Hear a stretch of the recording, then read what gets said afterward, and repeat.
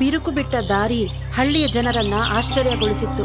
ಎಲ್ಲರ ಮುಖದ ಮೇಲೆ ತುಂಬಿತ್ತು ಆಶ್ಚರ್ಯ ಮತ್ತೆ ಭಯ. ಆಗ ಸಿಕ್ಕಿದ್ದೊಂದು ಹಳೆಯ ಮರದ ಮಾಯದ ದೋಣಿ. ಆಕಾಶವನ್ನೇ ಮುಟ್ಟಿಸಿತ್ತು. ಹಳ್ಳಿಯೆಲ್ಲ ಸಂತೋಷವಾಗಿತ್ತು. ಬಿರುಗಾಳಿಯನ್ನು ಸೀಳಿ ಸಹಾಯ ತಗೊಂಡು ಬಂದಿತ್ತು. ಒಳ್ಳೆಯ ಉದ್ದೇಶದಿಂದ ಈ ಹಳ್ಳಿಯ ಹೆಸರು ಎಲ್ಲೆಡೆ ಬೆಳಗಿತ್ತು. ಹಚ್ಚ ಹಸಿರಾದ ಬೆಟ್ಟ ಗುಡ್ಡಗಳಿಂದ ಕೂಡಿದ ಸುಂದರವಾದ ಹಳ್ಳಿಯಲ್ಲಿ ಸೂರ್ಯ ಜೋರಾಗಿ ಹೊಳಿತಾ ಇದ್ದಾನೆ. ಮಾಧವ ಮತ್ತೆ ಶ್ಯಾಮ್ ಸಿಟಿಯಿಂದ ಹಳ್ಳಿಗೆ ಹೋಗೋ ದಾರಿಯಲ್ಲಿ ನಡ್ಕೊಂಡು ಬರ್ತಾ ಇದ್ದಾರೆ. ಅವರ ಹೆಗಲ ಮೇಲೆ ರೇಷನ್ ಮೂಟೆ ಹೊತ್ಕೊಂಡು ನಡೀತಾ ಇದ್ದಾರೆ. ಇಬ್ರು ತುಂಬಾ ಸುಸ್ತಾಗಿದ್ದಾರೆ ಮತ್ತವರಿಗೆ ಬೆವರು ಹರಿತಾ ಇದೆ. ಶ್ಯಾಮ್, ದಿನ ಹೋದಂಗೂ ಈ ರಸ್ತೆ ಇನ್ನೂ ಹಾಳಾಗ್ತಾನೆ ಇದೆ. ನಮ್ಮ ಹಳ್ಳಿಯವರಿಗೆಲ್ಲ ನಗರಕ್ಕೆ ಹೋಗೋಕೆ ತುಂಬಾ ಕಷ್ಟ ಆಗುತ್ತೆ. ನೀನು ಸರಿಯಾಗಿ ಹೇಳ್ದೆ ಮಾಧವ್. ಈ ಇರೋ ಒಂದ್ ದಾರಿನೂ ಮುಚ್ಚೋಯ್ತು ಅಂದ್ರೆ ನಮ್ಮ ಹಳ್ಳಿ ಪ್ರಪಂಚದಿಂದನೇ ಮುಚ್ಚೋಗ್ಬಿಡುತ್ತೆ. ನನಗಂತೂ ಭಯ ಆಗುತ್ತೆ. ಯಾವ್ದಾದ್ರೂ ದೊಡ್ಡ ಕಷ್ಟ ಬರ್ದೇ ಇದ್ರೆ ಸಾಕು. ಗೊತ್ತಿಲ್ಲಪ್ಪ ಯಾವಾಗ ನಗರದಿಂದ ಬಂದು ಹೋಗೋದು ಶುರು ಆಗುತ್ತೆ ಅಂತ.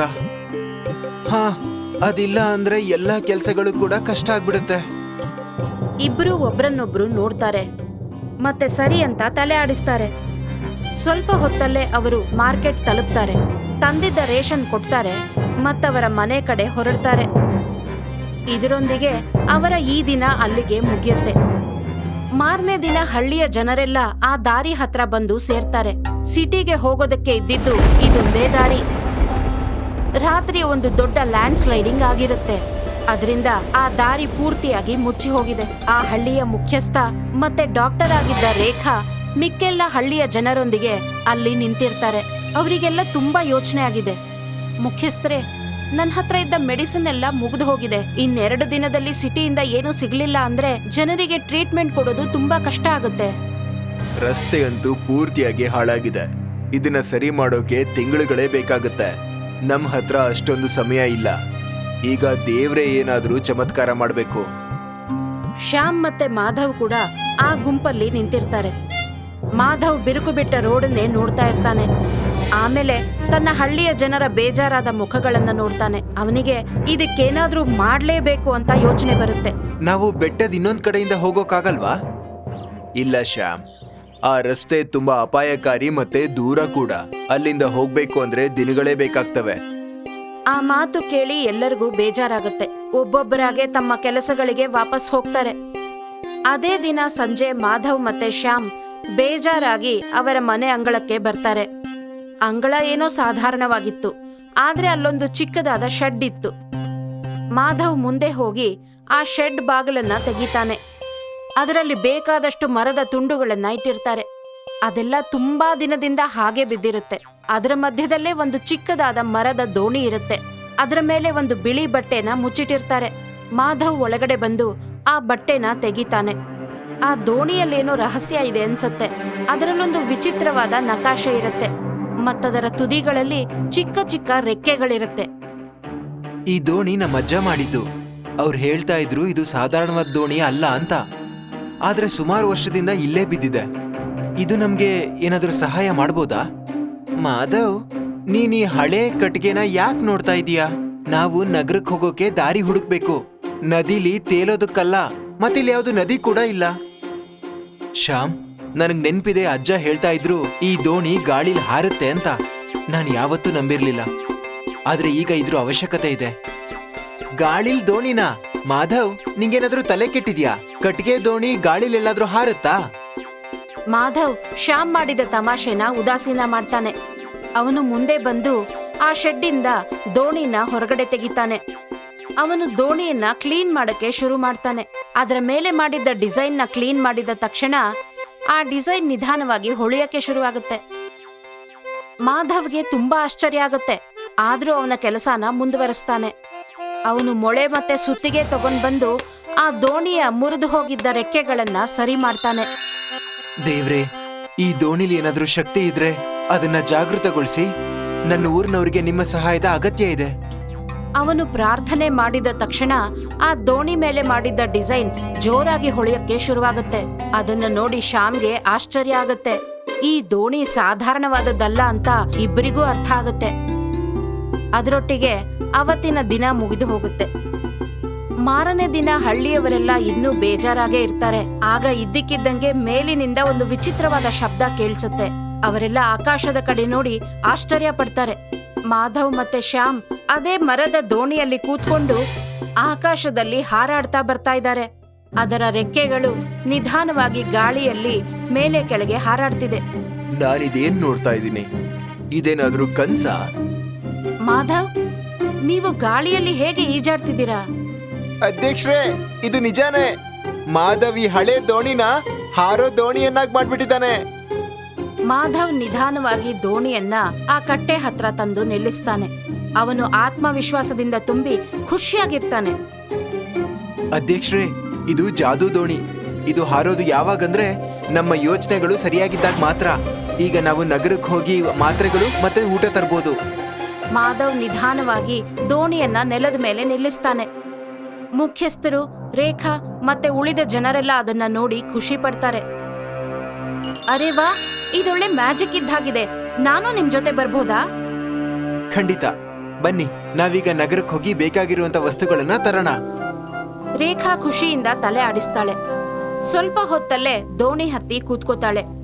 ದೋಣಿ ನಿಧಾನವಾಗಿ ಮೇಲೇರುತ್ತೆ. ಆಮೇಲೆ ಅವರು ಸಿಟಿ ಕಡೆ ಹೊರಡ್ತಾರೆ.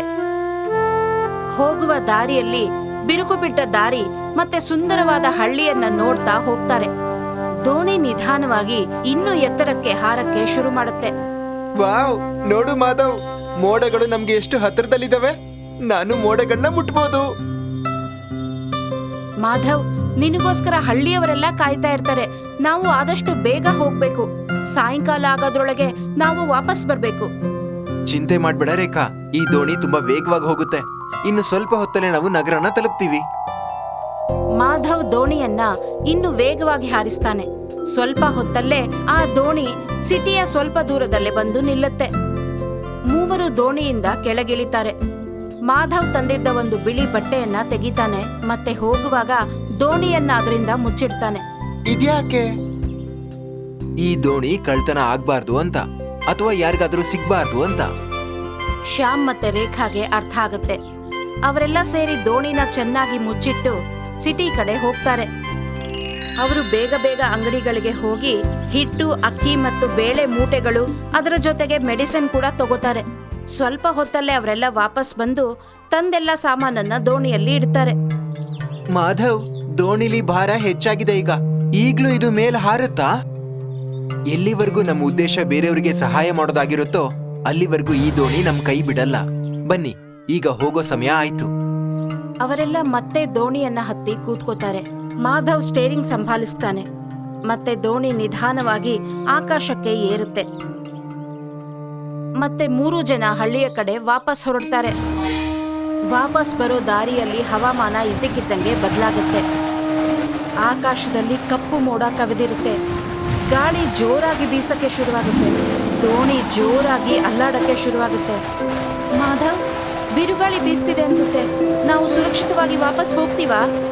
ನನಗ್ ಗೊತ್ತಿತ್ತು ನಾವು ಇಷ್ಟು ಮೇಲ್ಗಡೆ ಬರಬಾರ್ದಿತ್ತು. ಈಗ ನಾವೇನ್ ಮಾಡೋದು? ದೋಣಿ ಒಂದು ಕಡೆಗೆ ಬಾಗುತ್ತೆ. ಅಕ್ಕಿ ತುಂಬಿದ್ದ ಒಂದು ದೊಡ್ಡ ಮೂಟೆ ಕೆಳಗೆ ಬೀಳೋದ್ರಲ್ಲಿರುತ್ತೆ. ಆಗ ಶ್ಯಾಮ್ ಅದನ್ನ ಗಟ್ಟಿಯಾಗಿ ಹಿಡ್ಕೋತಾನೆ. ಮಾಧವ್ ದೋಣಿಯನ್ನ ಸಂಭಾಳಿಸಕ್ಕೆ ಟ್ರೈ ಮಾಡ್ತಾನೆ. ಆದ್ರೆ ದೋಣಿ ಕಂಟಿನ್ಯೂಸ್ ಆಗಿ ನಡುತ್ತಾ ಇರುತ್ತೆ. ಮತ್ತದನ್ನ ಕಂಟ್ರೋಲ್ ಮಾಡೋಕೆ ತುಂಬಾ ಕಷ್ಟ ಆಗುತ್ತೆ. ಹೆದರ್ಬೇಡಿ, ನಾವು ಒಬ್ರಿಗೊಬ್ರು ಸಹಾಯ ಮಾಡ್ಬೇಕು. ಈಗ ಶ್ಯಾಮ್, ನೀನು ವಸ್ತುಗಳನ್ನ ಹಿಡ್ಕೊ. ರೇಖಾ, ನೀನು ದೋಣಿ ಸಮತೋಲನ ಕಾಪಾಡ್ಕೊಳ್ಳೋಕೆ ನಂಗೆ ಸಹಾಯ ಮಾಡು.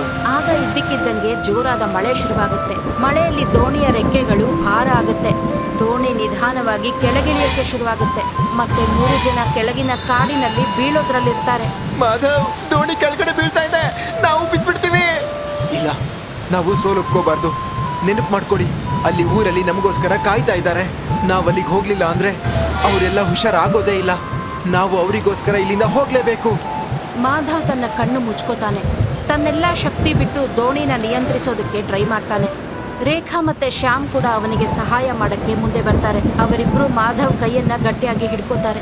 ಅದರಿಂದ ಬೀಳ್ತಿದ್ದ ದೋಣಿಯನ್ನ ಎಲ್ಲ ಸೇರಿ ಕಾಪಾಡಬಹುದಾಗಿತ್ತು. ಇದ್ದಕ್ಕಿದ್ದಂಗೆ ಆ ಡಿಸೈನ್ ಇನ್ನೂ ಜೋರಾಗಿ ಹೊಳೆಯಕ್ಕೆ ಶುರುವಾಗುತ್ತೆ.